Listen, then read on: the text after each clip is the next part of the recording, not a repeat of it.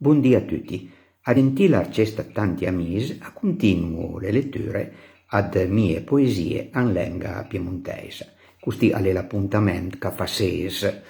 La poesia che io leso è intitolata Leira e lei ha scrivuta dopo aver ascoltato la conta di ricordi d'infanzia alla mia anziana amisa. Ma ricordo che di sta, quando era cita, andasi al paese, a cad mia granda Rita, an cicciabot, proprio in tal cœur la granda, cui prai autin zur le culine aranda. Giugavo ant leira, a mes le pule e i gai, si mur sias ed un treer scedai, la ciusa cui pipì, e i pitu, e i agne, e nonna castirava sulle magne.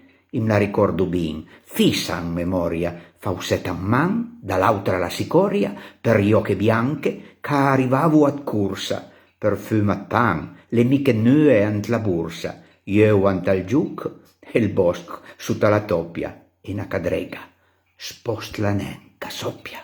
C'era a tutti, ne? Buondì.